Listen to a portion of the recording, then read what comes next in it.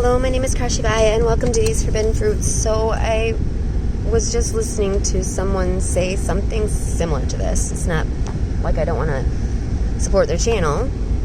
It's the House of Oshun. So I really like her. But she was doing a Mudra read, and she said something along the lines of, well, basically what it came down to was me thinking about how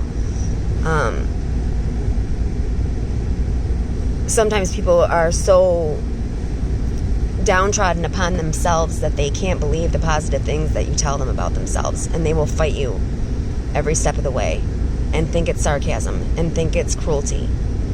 When you're telling them that they can do something, that you believe in them, that you have faith in them, and they'll come back at you and say the same thing to you, but they were too busy when you were telling them positive things about themselves. They were too busy telling you to shut up, shut up, shut up.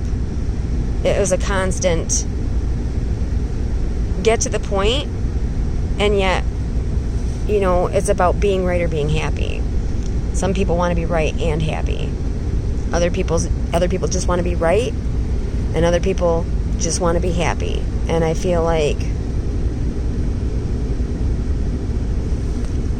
I'll be wrong,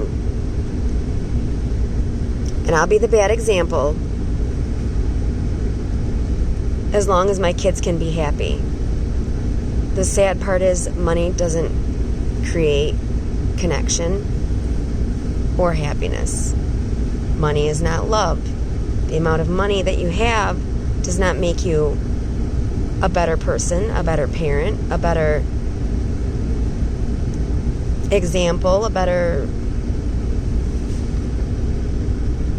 expression of love and joy and peace and patience and kindness and goodness and whatever that last one is, and trust, I think. Love, joy, peace, patience, kindness, goodness, and there's one last one that I can't remember, and this is the seventh one. I guess maybe that's a sign for me to look in my Bible and find out what the seventh one is. Love, joy, peace, patience, kindness, goodness, self-control, maybe. But I think that's power, really. Self-control is power.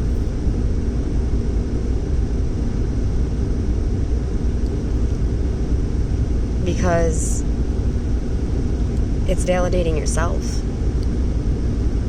that you are in control. And that self-validation, that you have control over what you do and how you see things, your perspective, your ideas, your feelings, your thoughts, your emotions, your coherence, your perception, your capabilities, your abilities, your goals, your dreams, your fantasies, your outcomes, they're all on you. You have control of that. If you can be dedicated to self-empowerment. If you can be dedicated to unconditional love and acceptance of yourself, that's powerful.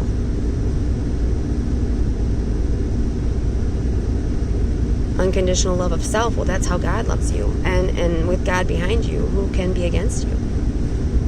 You have to be able to accept every black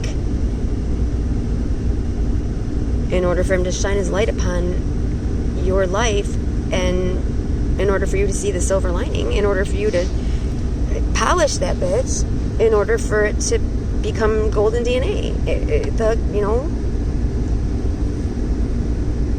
The thing that we're all a slave to here. The Midas touch. The heaven on earth. The fantasy reality. The dream within the dream. We're all here for us to have the most blissful dream imaginable. And how are we going to get that if we don't love ourselves? Because who cares what happens in a dream, in which case you don't give a fuck about the character and you're not even paying attention to the plot.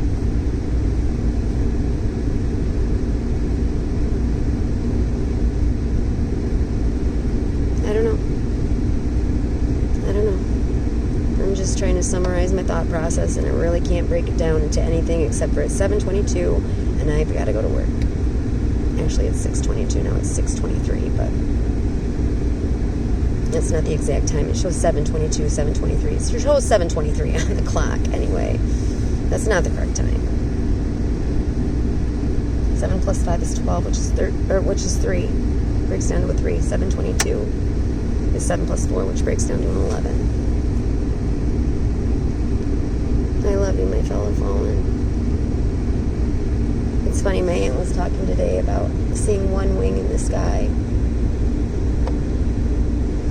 And remembering when she sees one wing, some of us are missing one.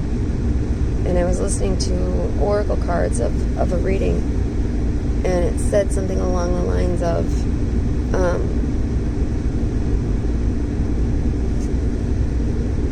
your inner self has your other wing, and when you embrace, you can fly right. Basically, in a nutshell. But that doesn't have to be a twin flame. When you accept yourself totally, wholly, completely, separately, and uniquely, and yet knowing that you are connected at all times, then you can fly straight. You can embrace the fantasy and the dream within the reality. The dream within the dream and the fantasy within the reality. You can accept that it can be both. Both and, not either or. I guess that's my opinion on things, and I'd like to think that it's a positive one. I know I'm being a little bit overly optimistic, but when am I not? I'm a hopeless romantic, and yet I still find that I should have at least a smidgen of hope. I'm not a faithless Catholic, right?